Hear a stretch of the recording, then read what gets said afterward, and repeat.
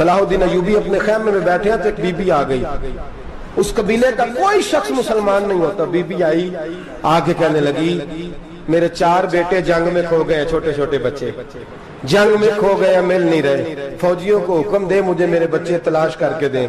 صلاح الدین ایوبی نے جھٹ پٹ سر پہ امامہ باندھا، نیزہ پکڑا، سینے بند باندھا، اپنے جبے کو سمیٹا اور باہر کہنے لگی تو کدھر جا رہا ہے؟ کہنے لگا میں خود تیرے بچے تلاش کر کے دوں گا۔ صلاح الدین چند سپاہی ساتھ گلی گلی نکلے، گلی گلی فجر کے نکلے، اثر ہو گئی، تھک گئے، 2 نمازیں صحرا میں پڑھی، جنگل کے اندر پہنچے تو ایک کونے میں 4 بچے ایک جگہ ڈرے اور سہمے ہوئے بیٹھے ملے، صلاح الدین ایوبی اٹھا کے لائے، ماں کو کہنے لگے تیرے بچے ہیں، نکلا اس لیے تھا کہ میرے نبی نے فرمایا بچے جدا ہوں تو ماں کو درد بڑا ہوتا ہے، اور میرے رسول نے فرمایا تھا جب جنگ کرنے جاؤ تو کھیت برباد نہ کرنا، فصلیں تباہ نہ کرنا، بچوں کو ماں سے جدا نہ کرنا۔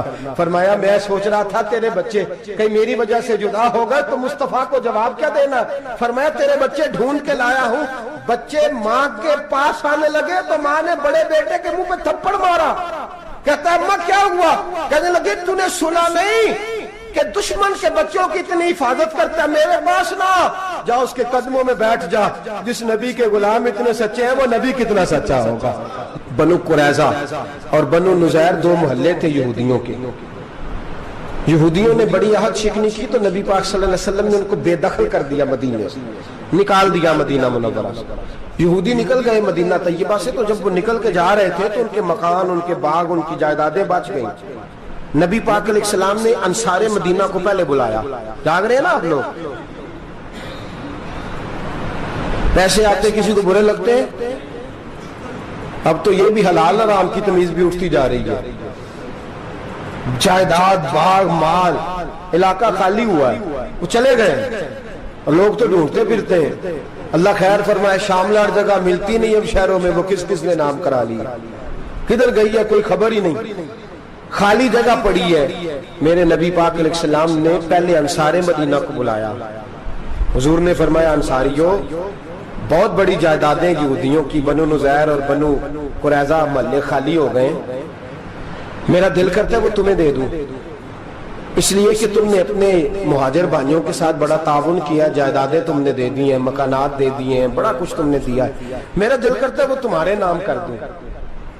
تو انصار مدینہ کیا کہنے لگے یا رسول اللہ دے تو ہم نے دیا ہے پر وہ بیچارے جھچکتے ہی رہتے ہیں، وہ جھچکتے ہی رہتے ہیں، کھول کے ہماری چیزیں استعمال نہیں کرتے، تو حضور ہم تو پہلے انصار ہیں، ہمارے پاس بڑا کچھ ہے، آپ مہربانی فرمائیں وہ سارا کچھ مہاجروں کو دے دیں مہاجرین کو، ہمیں نہیں چاہیے۔ اب چلے گئے بات کر کے، میرے حبیب پاک نے مہاجروں کو بلا لیا، فرمایا بنو نذیر اور بنو قریظہ قبیلے کی جائیدادیں آئی ہیں، تمہارے پاس بظاہر جو چیزیں ہیں بھی وہ بھی انصار مدینہ کی ہیں، تو میرا یہ خیال ہے کہ وہ سارا کچھ تمہیں دے دیا جائے۔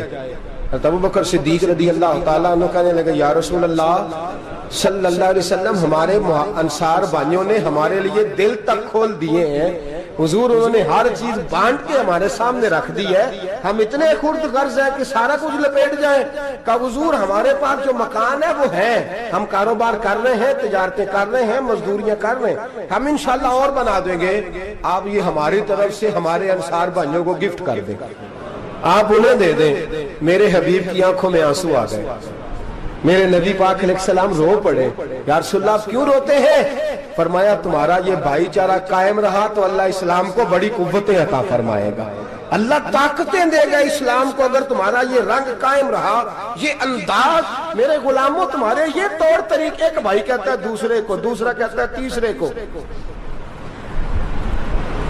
مسلمانوں کی نا ایک تعداد لڑتے لڑتے دور چلے گئی، تاتاریوں نے قید کر لیا، 4 مسلمان تھے، تبلیغ کرنے گئے، جنگ کرنے گئے، جہاد کرتے کرتے کافروں سے لڑتے تاتاری قوم میں چلے گئے، وہاں قید کر لیے گئے تو سزائے موت کا حکم ہوا، 4 بزرگ تھے، سزائے موت کا حکم ہوا تو تاتاری بادشاہ جو تھا وہ بڑا خلاف تھا، بڑا سخت مخالف تھا مسلمانوں کے، اس نے کہا کہ ان کو جب پھانسی دینا نا مسلمانوں کو تو میرے سامنے دینا۔ اب 4 عالم ہیں، 4 صوفی ہیں، سفید داڑیاں، سر پہ امامے، پھانسی کا وقت آیا تو جو پھانسی گھاٹ ہے وہ ایک ہے، چاروں کو کٹھے پھانسی نہیں ہو سکتی، ایک کو کہا کہ ایک ایک کر کے ان کو پھانسی دو. جب پھانسی کا وقت آیا نا تو جو سب سے پیچھے صوفی تھے وہ دوڑ کے آگے آئے, کہنے لگے بادشاہ پہلی باری میری لگا پہلی. اب بادشاہ نے کہا ٹھیک ہے اسے لٹکا دو. وہ قریب آئے تو دوسرے دوڑ آئے, کہنے لگے نہیں نہیں پہلی باری میں نے زیادہ کافر قتل کیے, میرا بڑا جرم ہے, مجھے پہلے سزا دو. ان کو پھانسی دینے لگے تو تیسرے آ گئے, کہنے لگے نہیں یہ تو میرا قتل کرتا تھا, رستے میں بتایا کرتا تھا, ڈھونڈ کے میں بتلاتا تھا کہ یہاں زیادہ تعداد ہے, مجھے پہلے پھانسی دو. تیسرے کے ساتھ بات ہو رہی تھی تو چوتھا دوڑا آیا, کہنے لگا یہ رستے بتاتا تھا, یہ تبلیغ کرتا تھا, یہ سارا کچھ کرتا تھا, لیکن کہا یہ کہتے تھے چلو واپس چلتے ہیں, میں جانے نہیں دیتا تھا, میں کہتا تھا اور کافر مارنے اور علاقے فتح کرنے, میرا جرم بڑا ہے, مجھے پہلے پھانسی دو. بادشاہ کہنے لگا مجھے 35 سال ہو گئے حکومت کرتے, بڑی دنیا کو پھانسی دی ہے, لوگ تو ایک دوسرے کو دھکے دیتے ہیں کہ پہلے تو جا پہلے تو جا, اور تم کیسی قوم ہو کہ ایک دوسرے پہ قربان ہو رہے ہو. کہنے لگا تم ایک باپ کی اولاد ہو. جاگ رہے ہیں آپ لوگ؟ تاتاری بادشاہ کافر بادشاہ اسلام کی مخالفت کر دیں, ایک باپ کی اولاد ہو کا نہیں, ایک قبیلے کے رہنے والے ہو کا نہیں, ایک ملک کے رہنے والے ہو نہیں. اس نے کہا رشتہ کیا ہے تمہارا, رشتہ کیا ہے؟ تو بول کے کہنے لگے خدا ایک ہے نبی ایک ہے, خدا ایک ہے اور نبی منفرد ایک ہے, اس قوم کی نقصان بھی ایک ہی سب کا نبی, اللہ بھی قرآن بھی ایک. کیا ہی اچھا تھا ہوتے اگر مسلمان بھی ایک, یوں تو سید بھی ہو مرزا بھی ہو افغان بھی ہو, تم سبھی کچھ ہو بتاؤ کہ مسلمان بھی ہو. فرمایا ہمارا اللہ ایک ہے نبی ایک ہے, تو کہا پھر ایک دوسرے پہ جان کیوں دیتے ہو؟ فرمایا ہمارے نبی نے ہمیں بھائی بھائی بنا دیا ہے, بھائی کا دل نہیں کرتا اس کی آنکھوں کے سامنے بھائی چلا جائے, ہمارا دل نہیں کرتا پہلے مجھے دے پہلے مجھے دے. بادشاہ کہنے لگا تمہارا جذبہ مجھے متاثر کر گیا, جاؤ میں تم چاروں کو آزاد کرتا ہوں, تمہیں آزاد کرتا ہوں. میرے دوستو یہ رنگ تھا, دیکھیں نا, یہ اس دھرتی نے نظام دیکھا ہے نا, اس فلک نے پہلی بار دیکھا, اس زمین نے پہلی بار, اور میرے حضرت صاحب فرمایا کرتے تھے زمین تڑپ کے روئی, اس نے پہلی دفعہ دیکھا. احد کا میدان ہے, 3 صحابہ تپتی ہوئی زمین پہ زخموں سے چور چور پڑے ہیں. حضرت انس بن نضر رضی اللہ تعالیٰ عنہ پانی کا پیالہ لے کے پہنچے, ایک زخمی سے کہا تجھے پانی پلانا ہے, تو کہنے لگا میرے زخم تھوڑے ہیں, وہ جو ساتھ پڑا ہے اس کے زخم گہرے ہیں, پہلے اسے پانی پلا دے, جا اسے دے دے. اس کے پاس پہنچے تو وہ کہنے لگا وہ مجھ سے پہلے گرا تھا, اس کا زخم زیادہ گہرا ہے, اسے پانی پلا. تیسرے کے پاس گئے تو کہنے لگا چوتھا تڑپ زیادہ رہا ہے, اس کی عمر زیادہ ہے, میں تو جوان ہوں برداشت کر لوں, بڑھاپے کی وجہ سے نڈھال ہو گیا, پہلے اسے پانی پلا. چوتھا کہنے لگا 5ویں کے پاس جا, 5واں کہنے لگا 6ٹھے کے پاس جا. حضرت انس بن نضر کہتے میں رو پڑا, میں نے کہا محمد کے غلاموں, رسول نے تمہیں کیسا جذبہ دے دیا ہے, زبانیں پیاس سے باہر ہے لیکن تمہاری اخوت مرتے دم تک قائم ہے. کہتے میں 7ویں کے پاس گیا تو کہنے لگا اگر 6 قربانی دے سکتے ہیں تو مجھے خود غرض نہ سمجھ, میں نے نہیں پانی پینا, جا پہلے کے پاس لے جا. کہتے میں پہلے کے پاس آیا تو روح پرواز کر گئی, دوسرے کے پاس آیا تو روح پرواز کر گئی, میں 7ویں تک آیا تو انتقال کر گئے. کہتے ہیں پانی کا پیالہ میں نے اٹھایا اور میں نے زمین پہ رکھا تو میں نے کہا پانی گوا رہنا, محمد کے غلام مر تو جاتے ہیں پر ایک دوسرے کا خیال بڑا رکھا کرتے ہیں, گوا رہنا یہ مر جایا کرتے لیکن ایک دوسرے کا درد. میرے دوستو لٹا ہوا برما, روتے ہوئے مسلمان, سسکیاں اور آہیں لیتی ہوئی مائیں پوچھتی ہیں اے خاصا اے خاصان رسول, وقت دعا ہے, امت پہ تیری آ کے عجب وقت پڑا ہے. وہ دین جو بڑی شان سے نکلا تھا وطن سے, پردیس میں وہ دین آج غریب الغربا ہے. فریاد ہے اے کشتی امت کے نگہباں, بیڑا یہ تباہی کے قریب آن لگا ہے. اور کیا خوبصورت جملے کہے تھے کہ نبی پاک صلی اللہ علیہ وسلم نے, حضور نے فرمایا تھا میرا مومن ایک جان کی طرح ہوتا ہے, ایک جان کی طرح ہوتا ہے, ایک کو تکلیف ہو جسم کے ایک حصے کو, سارا حصہ پریشان ہوتا ہے. فرمایا یہ ایک مکان کی طرح ہے, ایک اینٹ دوسری اینٹ کو مضبوط کرتی ہے. فرمایا یہ مضبوط لوگ ہیں, یہ مضبوط لوگ. حضرت عمر فاروق کا زمانہ ہے, ایک آدمی نے سیری بھیج دی, ایک گھر میں بطور تحفہ، قحط کا زمانہ تھا، گوشت ملتا نہیں تھا، جانور، ایک آدمی نے سری بھیج دی ایک آدمی کے گھر میں. اس نے کیا کیا؟ اس نے اپنی بیوی سے کہا ہماری تو خیر ہے، ساتھ والا پڑوسی زیادہ غریب ہے، ادھر نہ بھیج دے. یہاں گندم امیر شہر کی ہوتی رہی خراب، اور بچی کسی فقیر کی فاقوں سے مر گئی. کہا ساتھ والے پڑوسی کے گھر سے میں کئی دنوں سے بھوک کی آوازیں، وہاں بھیج دے. اس کے گھر گئی تو اس کی بیوی شوہر کو مشورہ دیتی ہے، کہتی ہے میرے بچے تو دلیر ہے، ساتھ والے کے چھوٹے ہیں، وہ گزارا نہیں، ادھر نہ بھیج دیں. ادھر گئی. ایک روایت ہے 7 گھر، ایک روایت ہے 21 گھر. 21 گھروں میں گھومتی ہوئی وہ سری پھر پہلے کے گھر میں آ گئی. اور پہلا صحابی کہنے لگا صرف تو نے ہی محمد کا کلمہ نہیں پڑھا، باقی 20 نے بھی پڑھا ہوا ہے. صرف تو نے ہی رسول اللہ سے یہ درس نہیں لیا، باقیوں نے بھی لیا ہے. اور صرف تیرے اندر ہی جذبہ اظہار نہیں، تو ہی صرف مسلمانوں سے پیار نہیں کرتی، سارے ہی پیار کرتے ہیں. وہ سری پھر آ گئی. اب کیا کرنا ہے؟ اب کیا کرنا ہے؟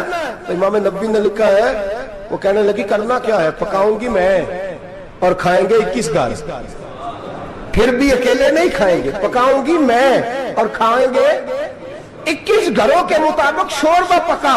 اور پھر برتن میں ڈال کے وہ بی بی ایک کے گھر کا دروازہ کھٹکھٹاتی ہے، کہتی ہے مصطفیٰ کے غلاموں نکلو باہر اور کھاؤ، اس لیے کہ جس نبی نے مجھے پیار کا حکم دیا اسی نے تمہیں بھی پیار کرنا سکھایا ہے. یہ رنگ چشم فلک نے سکھایا ہے.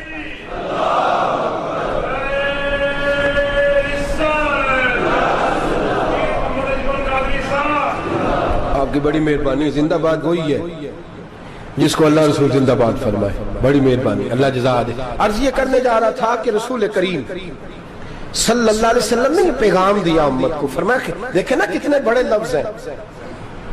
یہ نہیں فرمایا دوزخ میں جائے گا، یہ نہیں فرمایا کہ اسے جہنم کی سزا ملے گی. میرے نبی نے فرمایا میں اسے مومن مانتا ہی نہیں، میں اسے مسلمان اپنا مانتا ہی نہیں. حضور کسے؟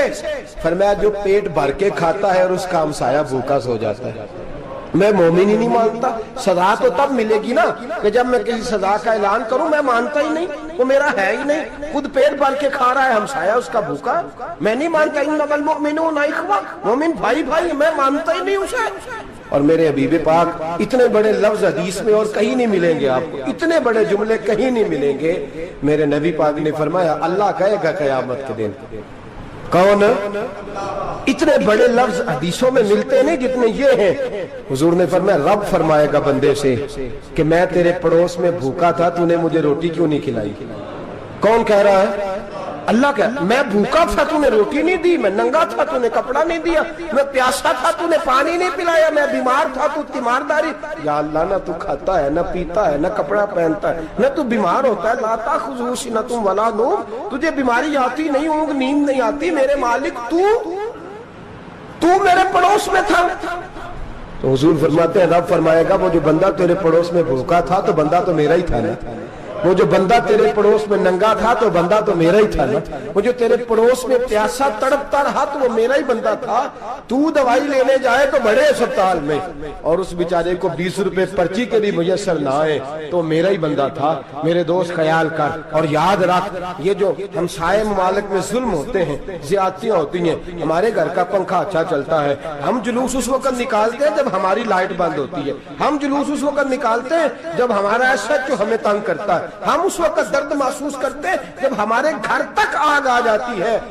یہ جو باہر آگ جل رہی ہے یہ تیرے گھر بھی آ سکتی ہے. یہ جو باہر فساد ہو رہا ہے یہ تیرے دروازے تک آ سکتا ہے. میرے رسول پاک نے ایک جان، مسلمان کو ایک جان قرار دیا. مجھے بتائیے انگلی کو کٹ لگ جائے، مسلمان ایک جان ہے نا، انگلی کو لگ جائے کٹ، دماغ کہتا ہے میں نے نہیں سوچنا اس کے بارے میں نے اس کے درد کو محسوس ہی نہیں کرنا. انگلی کی درد ہے، انگلی جانے اس کا کام جانے. ایسے ہی ہوتا ہے نا. بولے پیروں سے کہتے ہیں، انگلی کہتی ہے چل ڈاکٹر کے پاس، پیر کہتے ہیں نہیں میں نے نہیں جانا، انگلی کا کام ہے انگلی جائے. ایسے ہی ہے نا. دل سے کہتے ہیں تو تڑپ تھوڑا سا، انگلی کو درد ہے، کہتے میں کو تڑپوں، انگلی کا ماما، انگلی جانے اس کا کام جانے. ٹیلی فون کرنا ہے ڈاکٹر صاحب کا پتہ کرنا ہے تو کان کہتے ہیں میں نے نہیں بات سننی ڈاکٹر صاحب کی، زبان کہتی ہے میں نے نہیں بولنا، انگلی جانے. ایسا ہوتا ہے. پیر احتجاج کرتے کہ میں نے ڈاکٹر کے پاس، میں کیوں چکر کھاتا پھروں ڈاکٹر کی دکان کی، انگلی کو درد ہے انگلی جانے. ایسا ہوتا ہے. بھئی میرے رسول پاک نے فرمایا مسلمان ایک جان ہے، تو درد برما کے مسلمانوں کو ہو رہا ہے تو پاکستانی کہہ رہے ہیں کوئی بات نہیں، وہ جانے ان کا کام جانے، ایک جان ہے نا، درد ہونا چاہیے، تکلیف ہونا چاہیے۔ پھٹے پہ باتیں ہوتی ہیں اس موضوع پہ، اسمبلی پہ گفتگو ہوئی ہے اس موضوع پہ، آپ کی صوبائی اسمبلیاں اس موضوع پہ بولی ہیں، آپ کے کونسل اس موضوع پہ بولے؟ ہم تو اپنی اپنی سیاستیں، اپنے اپنے تماشے، اپنے اپنے چکروں میں لگے ہوئے۔ وہ دریا کے اندر سسکتے مسلمان، بنگالی کہتے ہیں ہمارے نہیں، برمی کہتے ہیں ہمارے نہیں، پاکستانی کہتے ہیں ہمارے نہیں، ترکی کہتے ہیں وہ کس کے ہیں؟ وہ کس کے ہیں؟ وہ اللہ کے بندے ہیں، محمد عربی کے غلام ہیں صلی اللہ علیہ وسلم۔ لیکن میرے دوستو کیا ہمیں کیا غرض ہے؟ وہ جانے ان کا کام جانے۔ یہ جب تیرے پیروں تک آگ آئے گی پھر تجھے پتا چلے گا یہ بڑی سخت آگ ہے۔ آج جس کافر نے برما پر عرصہ دراز تنگ کیا ہے، مسلمان تھوڑے تھوڑے مفاد لینے کی خاطر نا، بنو عباس اور بنو امیہ کی جنگ چل رہی تھی، بنو عباس جو تھے وہ غالب آ گئے، بنو امیہ جو تھے ان کی حکومت ختم ہو گئی، تو عیسائیوں نے بنو امیہ سے کہا کہ ہم تمہارے ساتھ تعاون کرتے ہیں، ہم تمہارے ساتھ تعاون کرتے ہیں اور بنو عباس پہ غلبہ پا کے تمہیں حکومت دلاتے ہیں۔ بنو امیہ بڑی جدوجہد کر رہے تھے بادشاہی کے لیے، لیکن انہوں نے کہا کہ ہم لڑ رہے ہیں، کوشش کر رہے ہیں، لیکن ہمیں کسی کافر کی مدد کی ضرورت نہیں، ہم جتنا مرضی لڑیں لیکن کافروں کے ہاتھوں بنو عباس کو مروانے کو ہم تیار نہیں ہیں۔ ہمیں خبردار، تمہارا آپس کا معاملہ ہے، ہم خود نمٹ لیں گے، تمہیں اجازت نہیں دیتے تم اندر کودو اور کود کر کے تم فسادات پیدا کرو اور مسلمانوں کے اندر تقسیم کرو۔ میرے دوستو مسلمان کو سوچنا چاہیے، سوچ بڑی رکھنی چاہیے۔ گھر کی جنگ سے نکل آ، اب بہو ساس کے جھگڑے سے باہر آ جا، اب محلے کی سیاست چھوڑ کے باہر کا سوچ، اب اسلام کو تیری حاجت ہے۔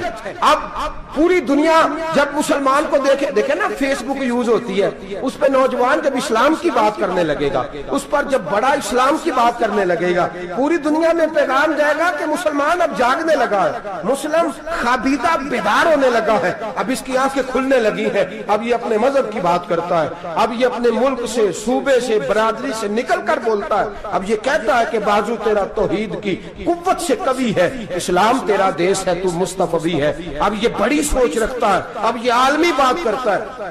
میرے دوستو ہمارا تو حال یہ ہے، امام اعظم ابو حنیفہ کا فتویٰ ہے، آپ فرماتے ہیں جو مولوی عالمی حالات سے باخبر نہ ہو وہ جمعے کی تقریر نہ کرے، وہ مسلمانوں کی رہنمائی نہیں کر سکتا۔ عالمی حالات سے جو خبردار نہ ہو، تو جس کو چھٹی ہو جائے تو نے ختم نہیں پڑھا، دوڑ جا مسجد سے، تو ختم نہیں پڑھتا ہمارے، تجھے پتہ ہی نہیں دکان رہتا ہے، بھاگ جا، وہ عالمی حالات پہ بات کرے گا، کیونکہ بیچارے کو تو پتہ ہے میری سویرے چھٹی ہو جانی۔ سیاست کا لفظ چھیڑا نہیں تو میں گیا نہیں۔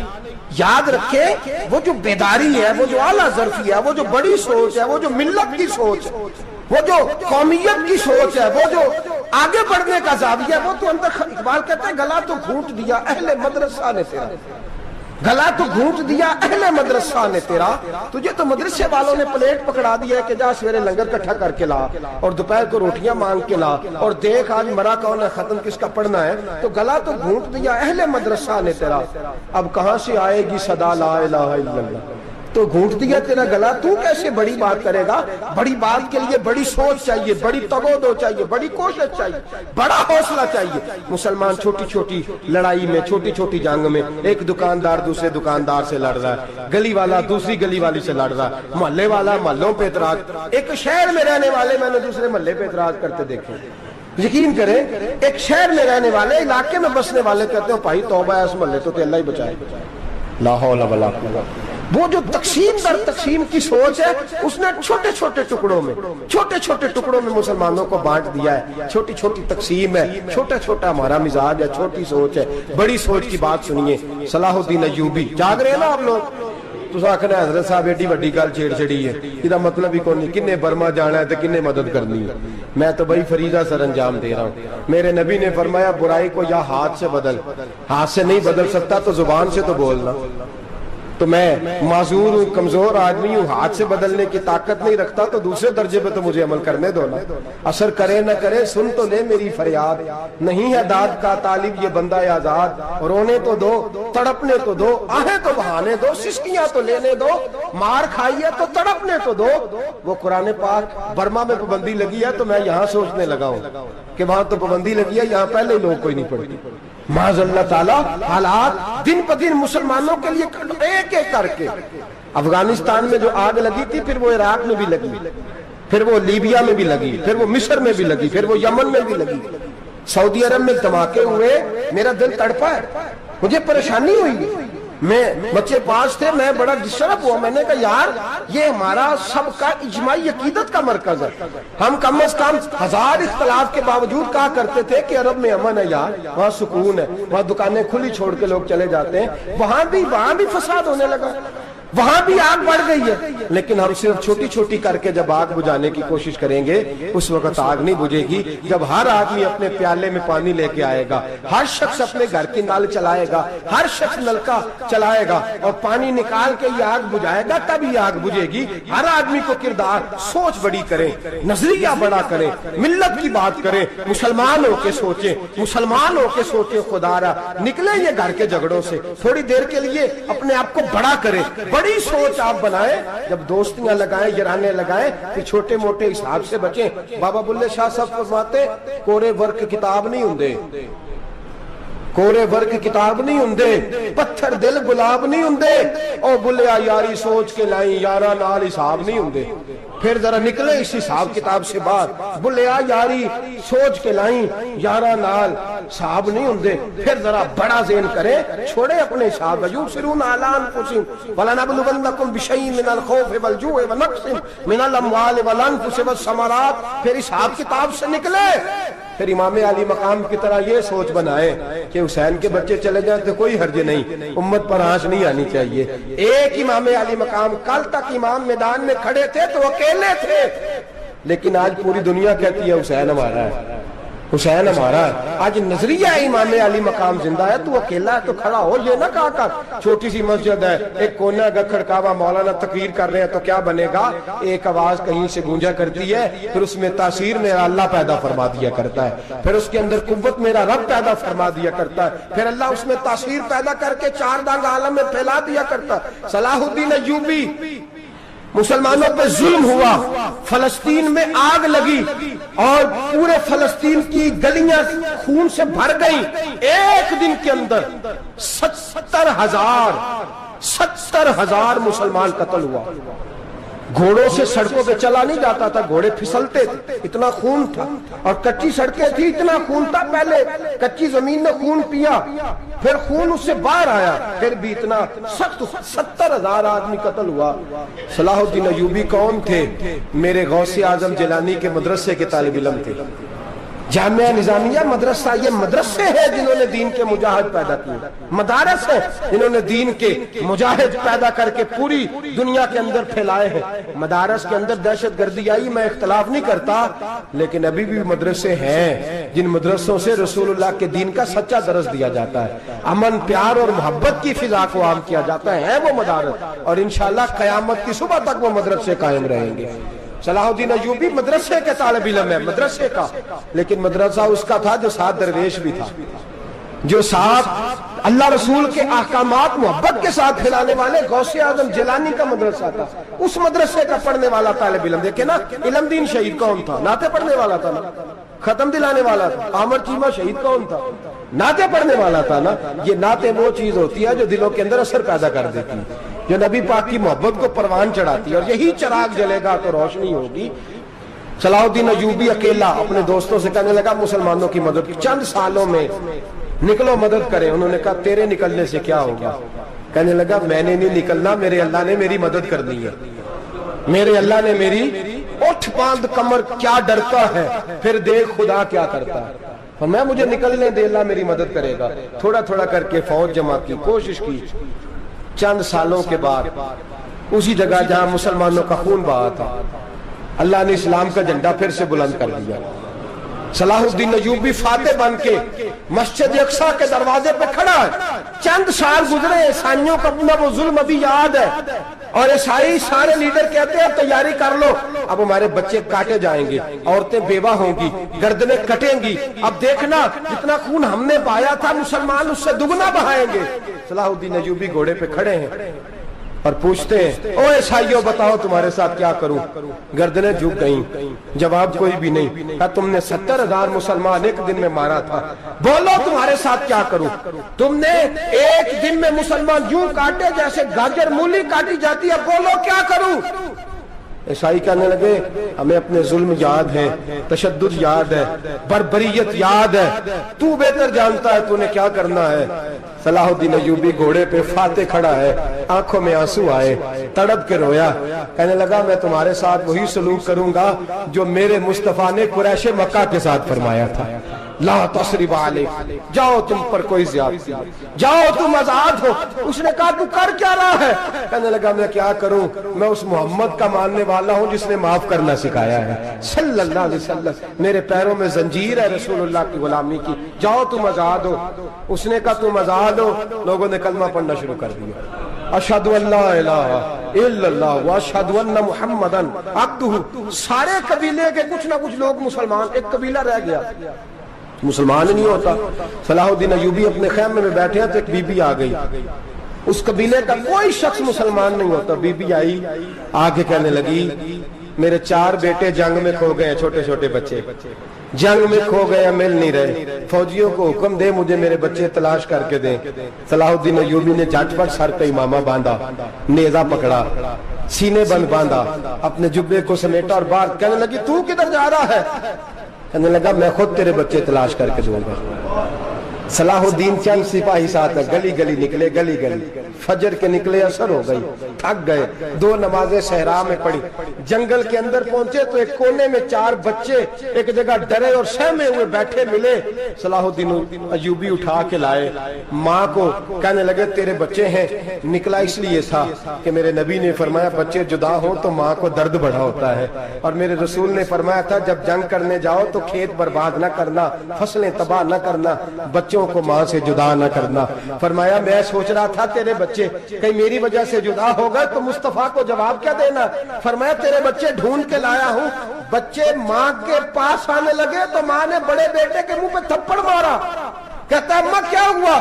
کہنے لگے تو نے سنا نہیں کہ دشمن کے بچوں کی اتنی حفاظت کرتا ہے، میرے پاس نہ جا، اس کے قدموں میں بیٹھ جا. جس نبی کے غلام اتنے سچے ہیں وہ نبی کتنا سچا ہوگا، جس نبی کے نوکر اتنے کھڑے ہیں وہ نبی کتنا کھڑا ہوگا. جا کے کلمہ پڑھ لے. میرے دوست یہ اسلام ہے جس نے غیروں کا درد بھی اپنے سینے میں رکھا. اقبال کہتا ہے سارے زمانے کا درد ہمارے ہی سینے میں ہے.